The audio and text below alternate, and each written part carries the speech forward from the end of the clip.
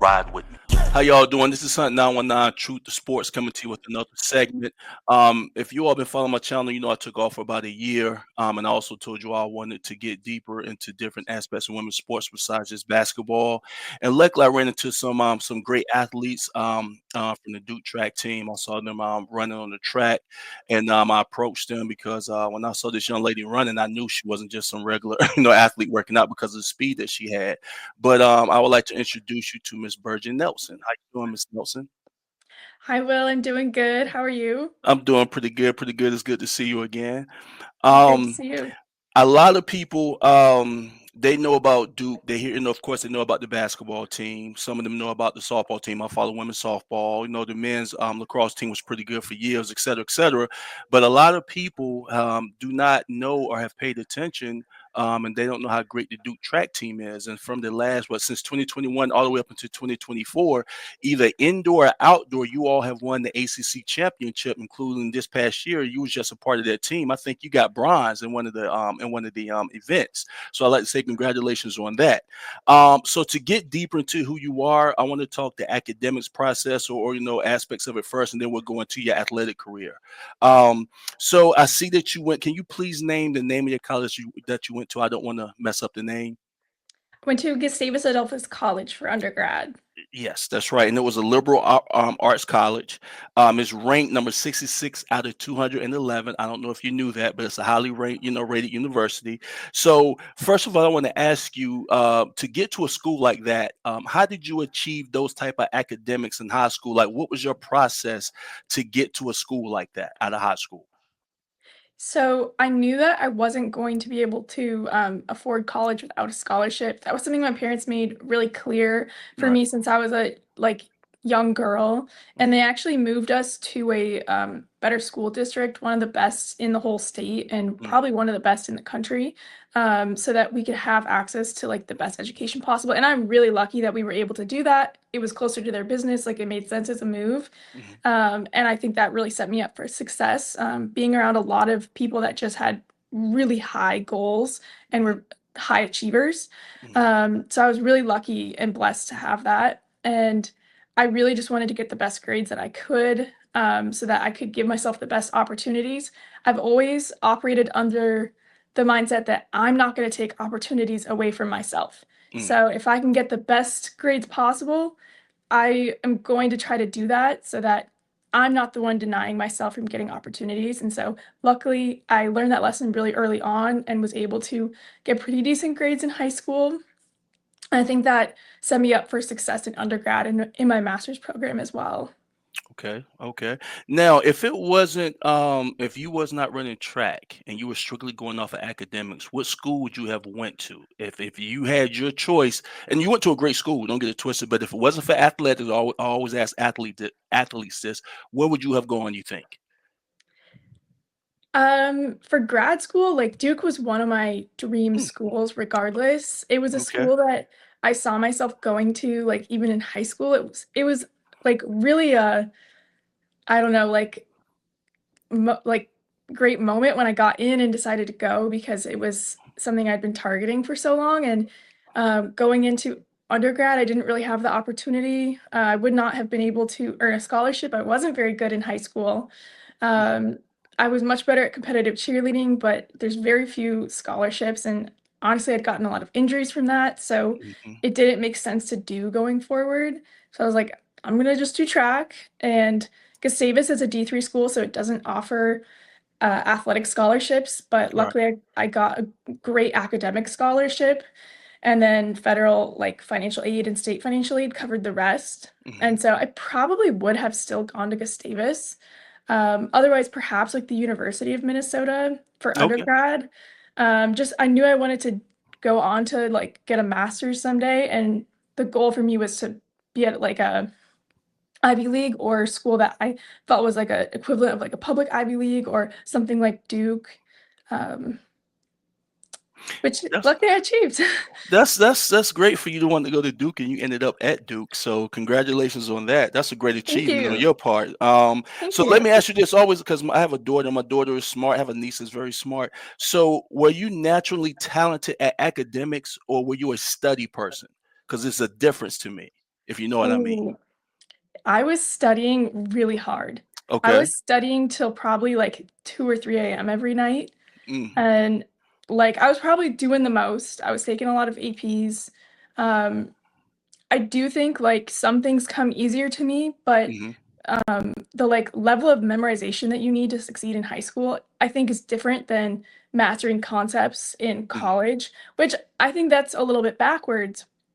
But it felt like I had to memorize so many different things to succeed on the certain test of the week that I was taking. hmm So I was grinding in high school. That was probably the hardest I'd ever worked academically. Really? Yeah, for You went sure. to two prestigious colleges, and you're telling me that the hardest you had to study was in high school? The like concepts have definitely gotten harder in Hmm college, but the process, like the academics and the way that college works was a lot easier for me than high school. Going to 8, 9 different classes a day and learning, like skimming a little bit off the top and having to memorize a lot of facts, like really wasn't conducive to learning. hmm And so I felt like I was catching up after school. And this is not a dig on my teachers or anything. They were Right. awesome. Like I had a great experience. And then in college, it felt more, we just had more time. You take 4 classes a Right. semester, maybe 5, but as an athlete, I was not taking 5. I would Right. take like Right. 4.5 at most. Um, so I really felt like I could dive in and truly learn the concept. There's not as much you have to learn in a semester in college than Right. you do Right. in high school, in my opinion. And, Great you point. know, maybe I wasn't taking like engineering classes, but I was taking hard enough classes that I still was working a lot, Right. and struggling through some things, but I still felt like high school was harder time, like emotionally, Right. mentally, physically, like you're just going through it all in high school too. Right. Um, so that was my hard part. Well, we're going to get into it later, but one of the reasons I look deep into athletes like you and some of your teammates, especially when you go to Duke, some of these schools, you were right. You was like, "Well, I was an athlete and only took 4 courses," but they don't understand how hard it is. And after reading more about you, you achieved a lot of academic accolades, you know, um, from being in college. And so, I don't want to say you made it look easy, but you did a whole lot to be an athlete and to do what you did academically. You know what I'm saying? And I noticed that when I was doing my research on you. So let's get all right, Kyle. So when you went to your first college, your first university, you majored in political science and classical languages, correct? And then That's correct. you doubled major, which is crazy, in the environmental studies was your minor. You was hmm also the student senate co-president. You was the recipient of numerous academic awards and different honors, and you was a fixture on the dean's list. Please explain to me what made you do a double major, and then you was also achieving very, very high, which we're going to get into later on the track. You got to explain that to me. Get into that for me. I wanted to do political science as like my career or passion, but I really liked the ancient like Greek classes that I had been taking. I took it as my language. We're required to take 2 semesters of a language. Hmm And so I was like, I'm going to take ancient Greek. I grew up loving to read, loved Percy Jackson, so this was more of a personal passion. I was like, I'm gonna do this. And then I also felt like it was really fundamental to learning language. And I found out that at first I was interested in law. I was interested in law through high school and hmm through undergrad, and then decided to go a different way hmm because doing law and running in grad school didn't seem possible. Right. And uh, classical languages is tied with math as the most accepted. This is a stat from a couple years ago. It's the most accepted major into law school. So Okay. I was like, well, this is a cool personal project that I'm really enjoying. And then I can also major in it. And then it can also give me a lot of skills, like with language and the way the language works too. I feel like it teaches your brain to work another way. So Right. I just was interested in it. And then the minor, I chose to do that because I I just was interested in environmental policy and was like, I want to know the science behind it. All right. And um, so that a lot of different passions in one different person, but Okay. Okay. Well, and as an ex-athlete, I know how hard it is. Sometimes they won't even recommend you to do that. You know what I'm saying? Mhm. So, congratulations to you on achieving that. Thank Um, you.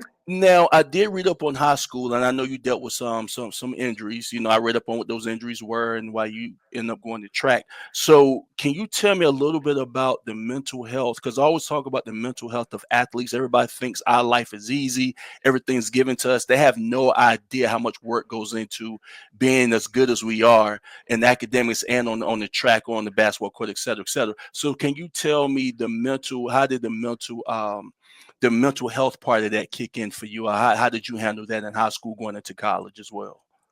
I really struggled with my mental health in high school, I would say, and Mhm, that was probably driven by a lot of different factors. At that point, I wasn't really around my senior year, I was struggling academically, but it was mainly because of my mental health, and I mhm, felt like my whole world was over. mm, Like, I felt like doing bad in a couple classes was I wasn't gonna be able to go to college. I felt like everything I'd worked for was, like, impossible, mhm, and I think that just made me spiral even more to the point where, like, the only good thing I had left in my life was sports, and mhm. then I feel like not succeeding in them the way I wanted to that year also, when it's kind of tied up in your identity, it makes it even Right. harder. Yep. And luckily, I don't really have those struggles as much anymore, like the mental health side, but I do still struggle with, like, track being my identity sometimes, Mhm, especially in undergrad. If mhm, I got an injury, mental spiral, mhm, 'cause I was like, that was all I'd worked on, mhm, and, well, something I was so passionate about and still am. Um, mhm, so it was really difficult whenever I had a setback, mhm, that made it feel like the world was ending, and I also had an injury I was dealing with last year that felt the same way. mhm. So now that's something I'm trying to work on, for sure. Okay. Okay, I understand that. So, in saying all of that, everything that you went through, you are academic All-American all 4 years in college. Okay, so you're telling me the mental part of it. You're telling me how hard it was. When they told you were an academic All-American, how did you receive that? How did that make you feel? Oh, great. I mean, it's an awesome award. I think one of the things I'm most proud of actually is, I was NCAA Woman of the Year honoree, Mm-hmm. my senior year, and, like, part of what goes into that is the Academic All-American Awards, and I never would have imagined that I would have been an honoree for NCAA Woman of the Year, and I think that, like, all the work I did putting into academics, it's so cool that I was able to be awarded for them because for me, it was just I'm doing what I'm gonna do either way, Right. and so it was really cool that I was able to, like, also get that award when there's so many amazing other people getting the award at the same time, so it was Yeah. really cool to go to the NCAA Women of the Honoree stuff and see, like, girls that were Olympians and had Mm, amazing academics and were doing amazing things in their community, so that part was very humbling yeah. and was just cool to be on that stage and even to be, like, just there, it was awesome. Yeah, and for your family to know what you went through in high school and to see you on that stage, that had to make them very proud as well. Yeah, they are very proud. They don't really understand the, student athlete lifestyle. All right. I think, my parents are lifelong athletes, but they do martial arts and karate. Okay. Never did it in, like, college, and so I don't think they quite understand the, like, Mhm. struggle and kinda what it means, and they don't really Right. know much about track. It's kind of funny, but they are extremely proud of me, Right. and my dad will send me texts every day, like, hyping me up. It's really cute, actually. Right.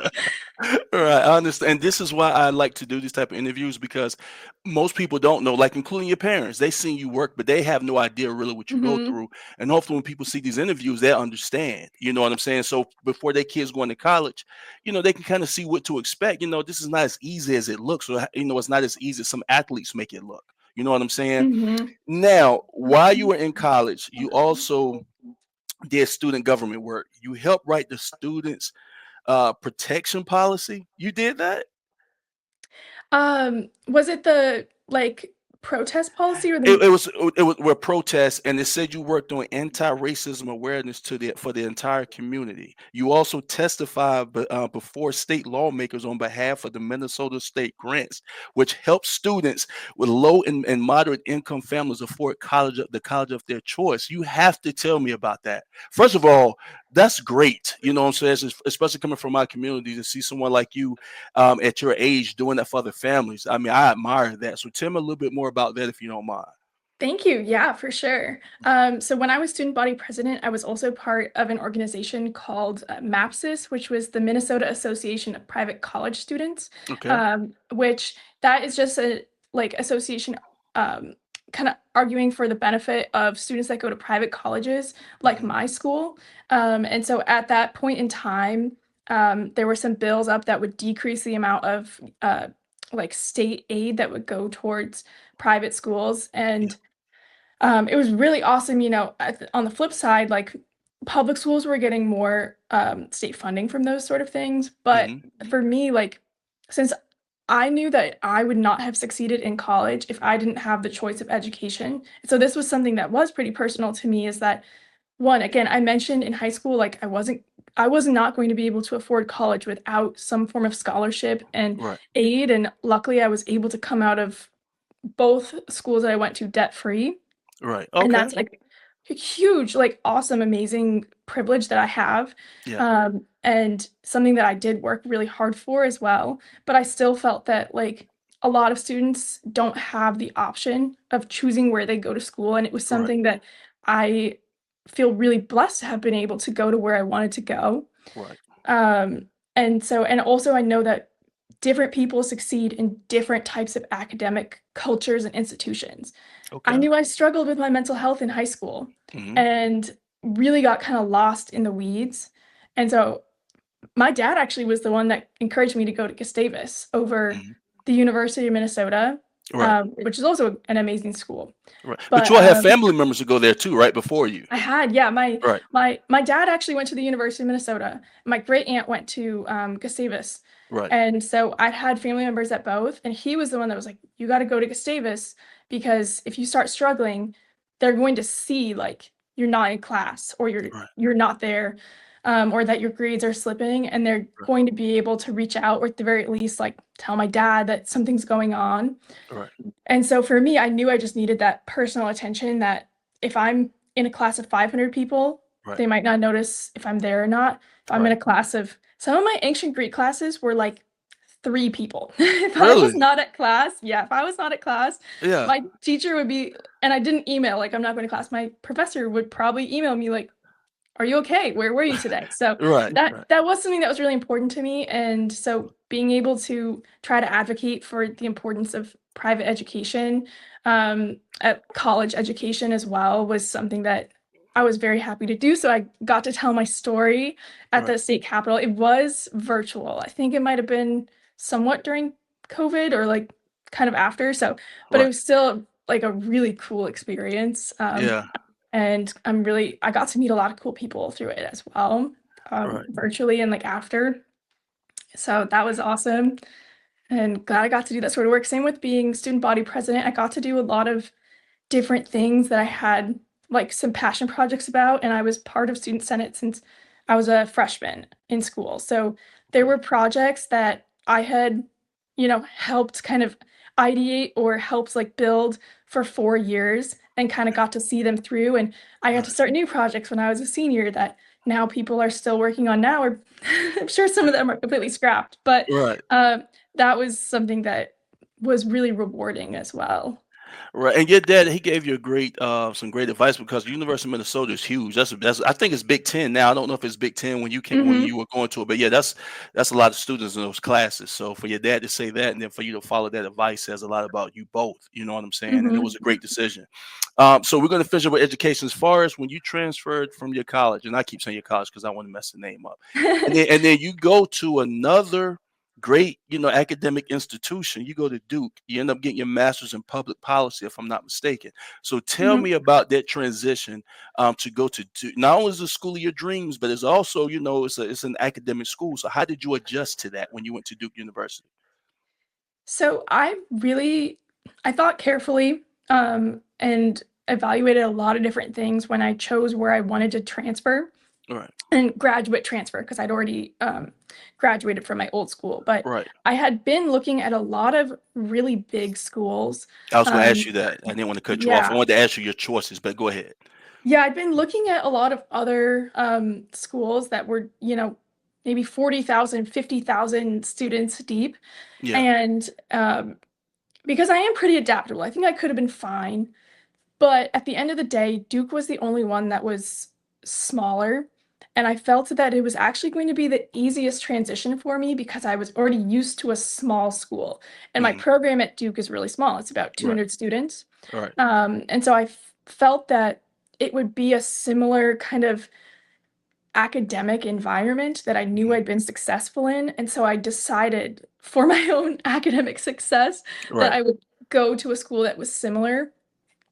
I would say it was a somewhat difficult transition because Duke is an amazing school. It's very academically rigorous, and it's Right. also a, you know, worldwide like research Right. institution. Right.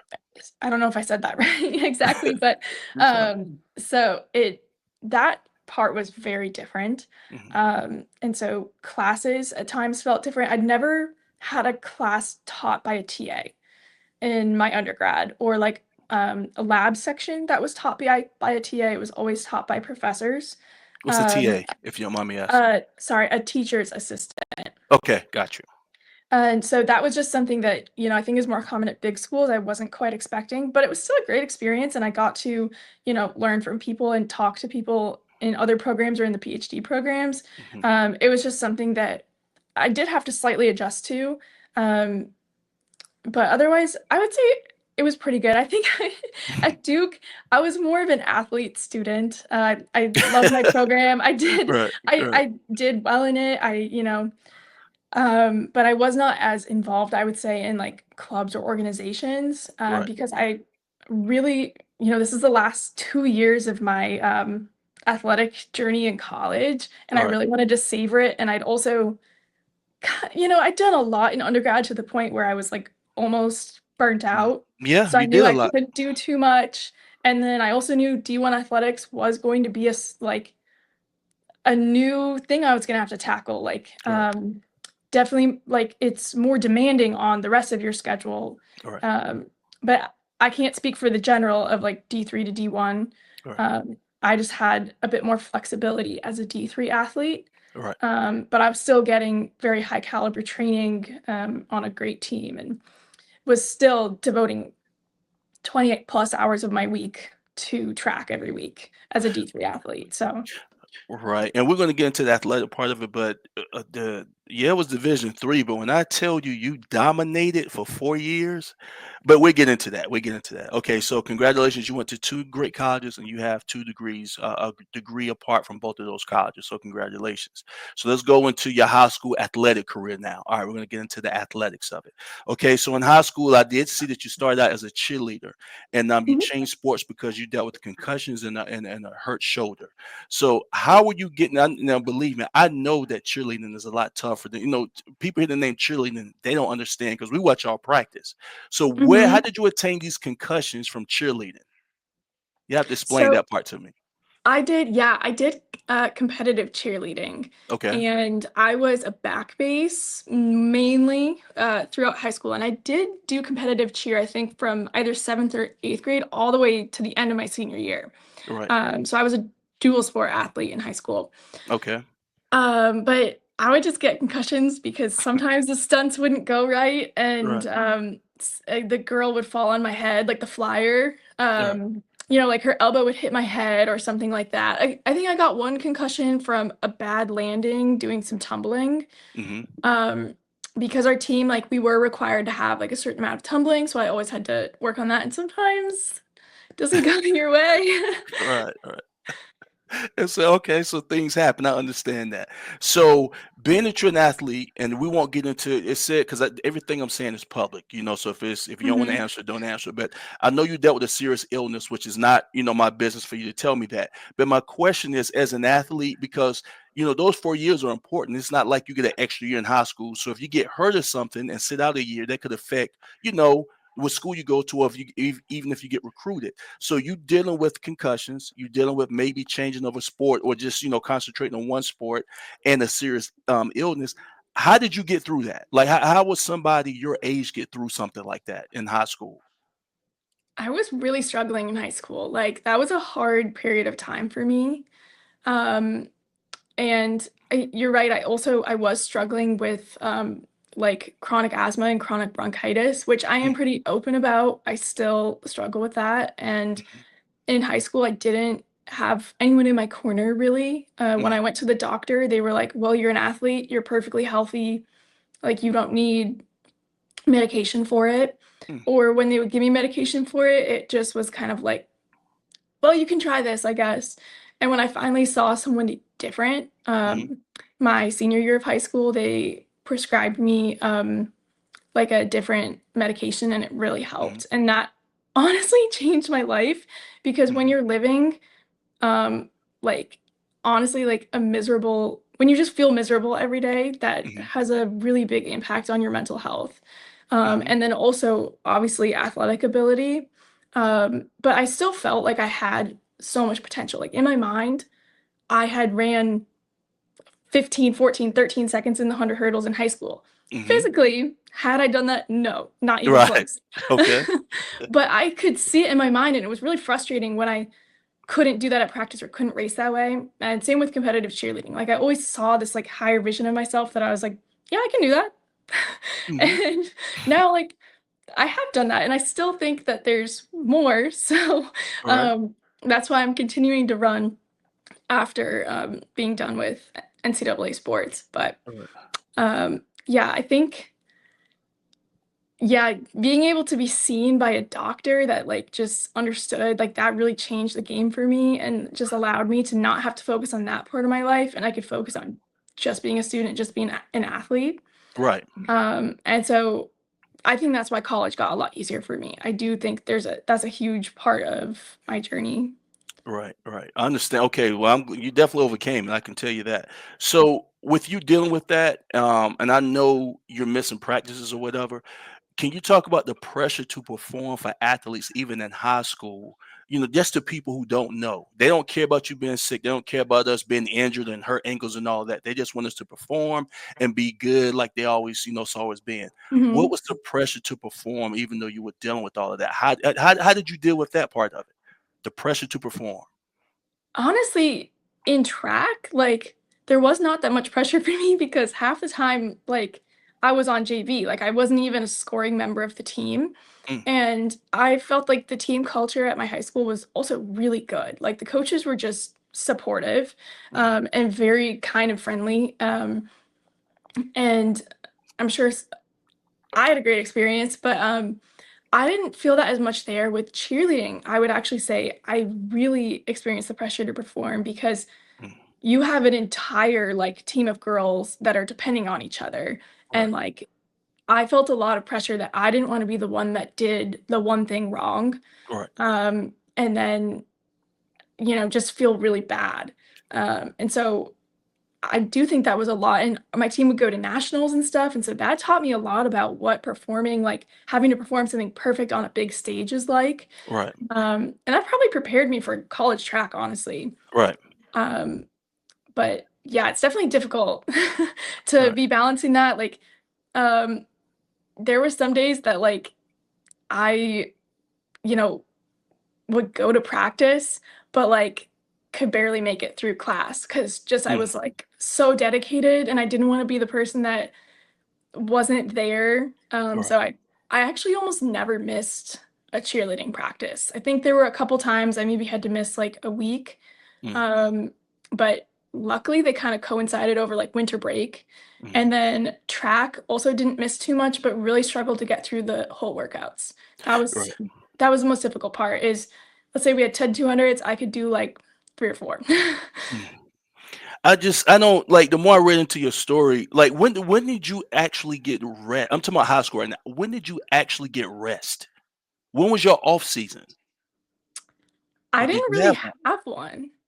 Mm, Maybe, like, kind of summer, but I'd do summer track during the summer, and then halfway through the summer, we would start training for cheer again. We'd have practices, Mhm. and cheer would end like mid-February. So that was a really long season. And I would also train, a lot of times after cheerleading practice, I would go train with my club track team after that. Really? And yeah, so sometimes I'd be training, or I would go practice tumbling. So sometimes I would train until 9:30, 10 p.m. at night, and then I would stay up and do homework till like 3 a.m., which Mm. now I know I should have just gone to bed. Right, right, right, right, Like, right, I did not need to be practicing that much, and right, I should have prioritized getting sleep. I would have right, had just like a much better quality of life if I was getting like 8 or 9 hours compared to 4. right. Right. And this is now you see why I'm asking you some of the questions. See, as an athlete, I know how hard it is. That's why I'm asking you some of these questions that I'm asking. You know what I'm saying? Now, we're still talking about high school. And I read, and you tell me if I read this right. You took a year's worth of classes in one semester. Oh, yeah. That was when I was really struggling and I had to take incompletes in all of my like fall semester classes, and I had to go into a separate program called Options that was at my high school, and I Hmm. did online classes for both to replace those classes from the fall Hmm. and to also do my classes in the spring. So I think I did like a certain amount of classes to get all those credits so that I was able to graduate. Hmm. Um, and that was I'm very lucky my school offered me that. Hmm. Otherwise, I probably would have like flunked my senior year of high school. Mm. You did a lot. You're a different type of person to me. So I'm gonna ask you some questions that I like to ask athletes. You know, while they're in high school, then we'll move on to college. But were you a highly recruited athlete coming out of high school? Not at all. No. Um, I had like very, very few college coaches reach out to me.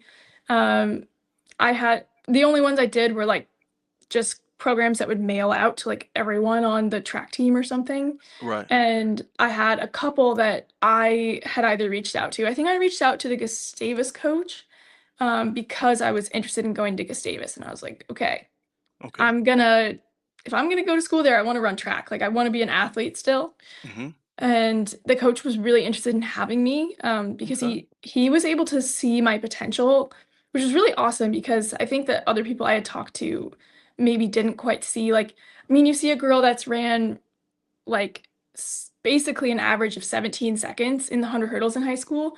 You're Hmm. probably not going to watch a video of her run and think, yeah, she can run 13 seconds. Hmm. And um, I think my coach would have been happy if I'd ran like 15 seconds. Right. I think the fact that I ran 13 seconds is like awesome, Right. but Right. he Right. probably would have been like, cool, we can get you to 15 seconds. But just the fact that he saw so much potential in me, I was like, I didn't really talk to any other like too many other coaches. Um, and yeah, I knew I wanted to stay close to home anyways, so there weren't Okay. too many others I even reached out to. I maybe reached out to like 4 or 5. Okay, okay, I understand that. Now, did you even think you were a D1 athlete? Like through all the things you went through, did you ever sit in high school and think you were a D1 athlete and you could compete with D1 athletes, in college? I definitely did, but I knew I wasn't in that moment. Like I really felt that it was within me to Hmm. be able to run the times I'm running now, like almost like it's cheesy, but like a prophecy or something. I just really felt that I had those physical capabilities and I just hadn't been able to capitalize on them yet. Okay. Um, and so like I didn't know how I was gonna ever be able to run D1, but Hmm. I knew I could be on that level for Okay. sure. Okay. I like that. And at what point did it hit you like, okay, I'm good at this? Like because athletes deal with confidence. So when did it hit you, all right, Birgen Nelson, that yes, I am a good runner. I am a very good runner. When did that happen for you? Honestly, like, I know I said, "Oh, I could see myself running these times." I Yeah. don't know if it's that's hit me yet. Like, I wish I had more Really? confidence. Yeah. I'm going into races like, "Oh, dang, I'm about to get cooked," Right. like, and that is really unfortunate. Right. Um, I would say I had my junior and senior year of undergrad, I was probably my most confident. I really struggled with confidence my freshman and sophomore year, and even parts of my junior year. Mm-hmm. Um, it really just depends on like what stage you're in. My senior year, I felt super confident. I Mm-hmm. went and ran at indoor USAs, and I cried in the bathroom twice because I just felt like I didn't belong there and just did not have the confidence. I ended up PRing in that race, Mm-hmm. but still kind of felt like I don't belong here. Mm-hmm. And so I even struggled with that sometimes at the D1 level of like, Mm-hmm. showing up to regionals for the first time was really hard for me because I knew I had a time that belonged there. I just didn't quite have the confidence. And that's something that is my personal goal for next year is to really develop. I started seeing like a sports psychologist to Okay. help me build some skills for some confidence. But I just try to have like a good time at races and stuff. So I think that replaces some of I'm not normally super anxious at races or anything, but I don't know if it's quite like hit me that, oh, I'm a great athlete or something. Mm-hmm. Um, but I do feel like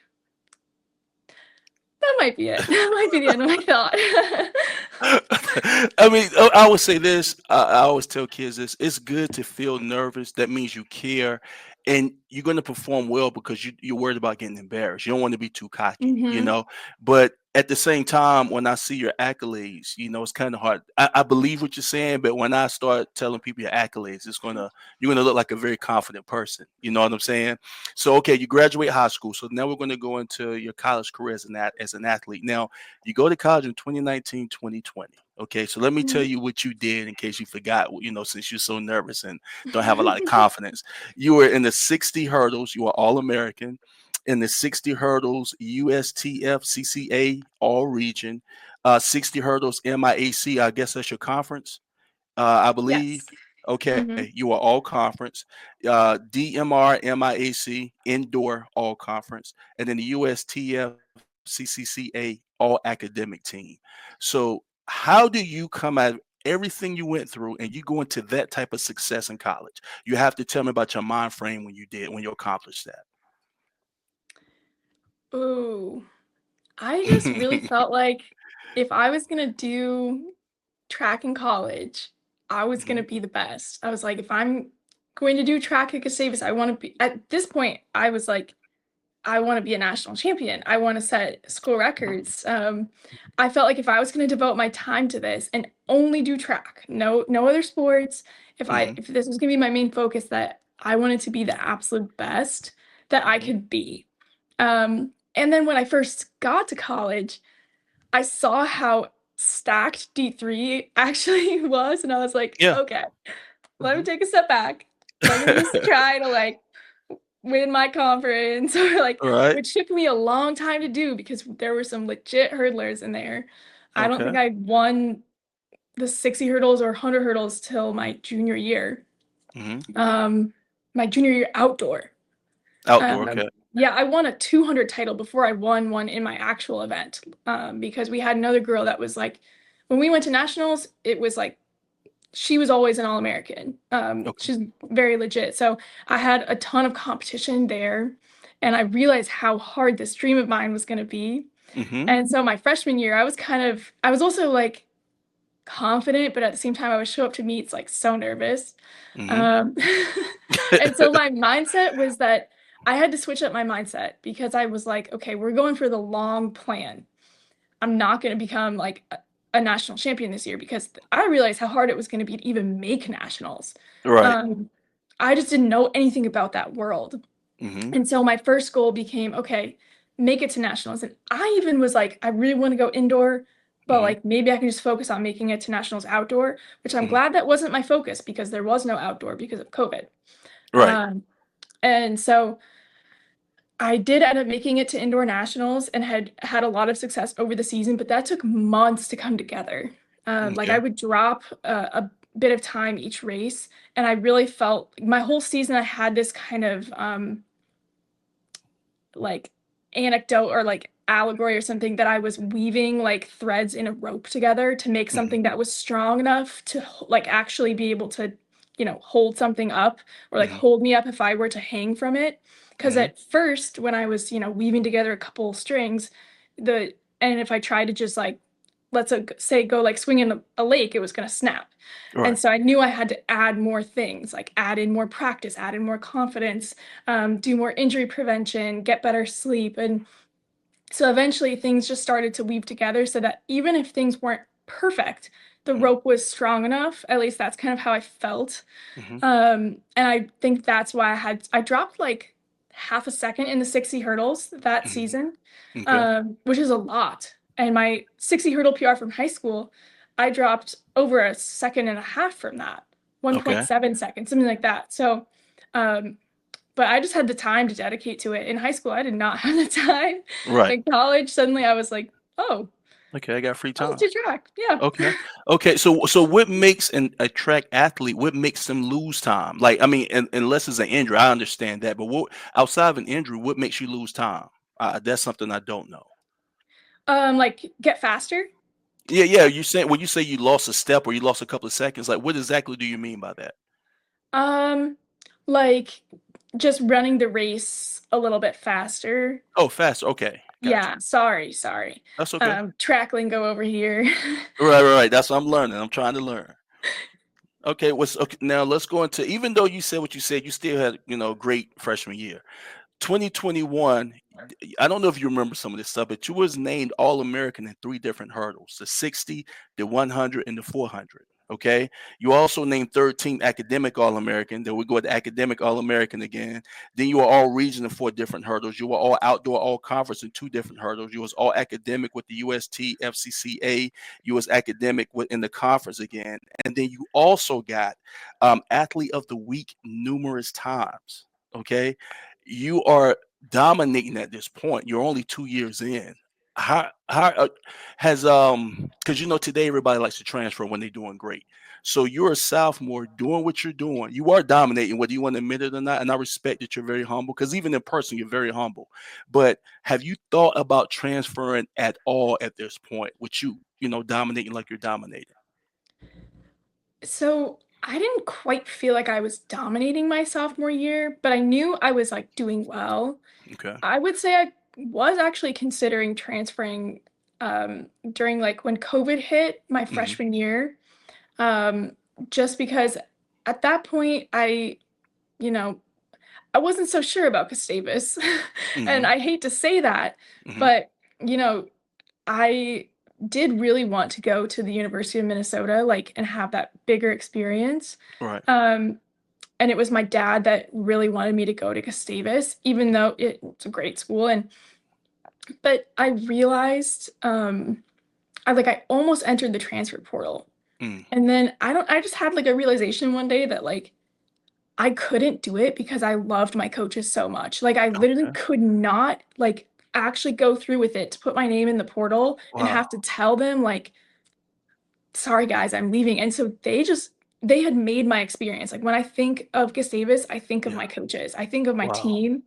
And like I still have such a great relationship with them. Like when I was struggling last year at Duke because of my Mhm. injury, I would call up my coaches. Like they just will Really? always be there for me, I think through like my whole life, honestly. Wow. Like I really just I look up to them a lot. Like if I need advice, I go Right. to my coaches. Right. Because they're just great people to help you grow as an athlete, but also as a person. And Right. I really felt like they were invested in me. And I realized that if I was going to get better and achieve what I thought I was possible of, it was only going to happen in a place like Gustavus, in a place where my Wow. coaches would be such a great part of my life that I was encouraged to grow in more ways than just athletically. Right.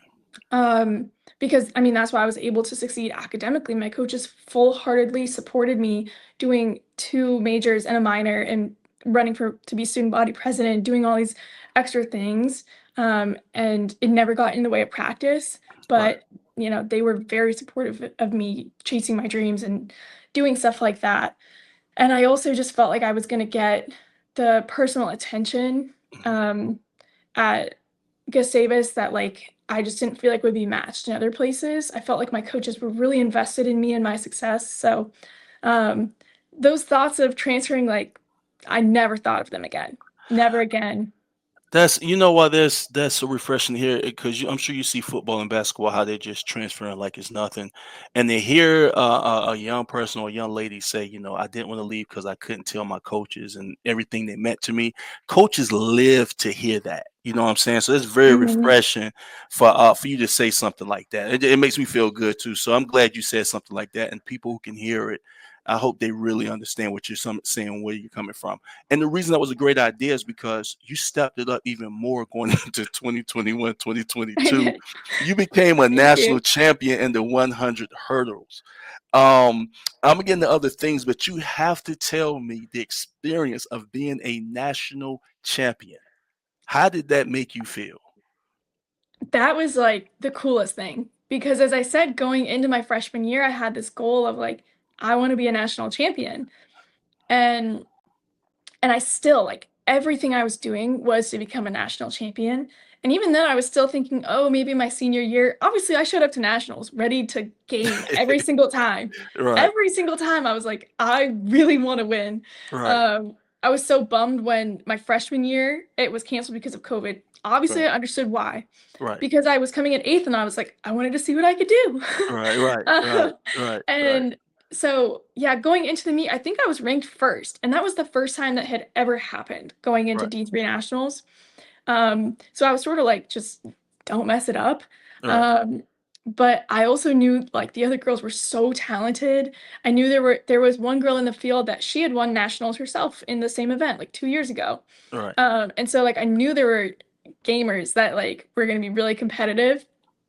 Um, and I had a great prelim, and I think that set me up for success going into the final because I was in with track, if you have like the top time in the prelim, you'll get right. the best lane in the final.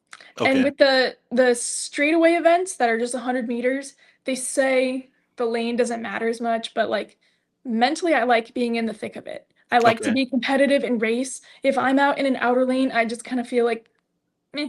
I right, can't see anyone. I'm literally racing against myself. right. Um, and so like I remember in this race, like literally clear as day, that I was so competitive from the first step that I remember like thinking that I had beat everyone else just to the first Wow, step. And wow. that like set me up for the success throughout the entire race. And I was running so scared Right. You because were? I didn't want to lose. Like I was just running like crazy because I was like, I don't want to lose. Right, But I right, had so much confidence from that first step that like I wasn't focused on other people really. Like I still had that feeling of like, oh, I'm running for a national championship. Like, so right, I'm running kind of scared, but I still wasn't thinking about the others really. I was just like, I gotta go. And in that race, I also had a huge personal best. I took off like point 0.3 from my time, which is a lot in the 100 hurdles. right, And if it had been wind legal, it would have been a national record at the time. So that was something, it just was like top of the world, such an amazing feeling. And the most special thing about D3 too is the girls are just so nice, and so they right. all like celebrated with me after. Okay, And okay, okay. I'd competed against them for so many years at that point that I think Right, they were just so happy for me. right. And I think it's been the other way around where I've been the one so happy that somebody else has won. Yeah, Obviously, wishing, oh, I wish that had been my outcome, but it's not my time.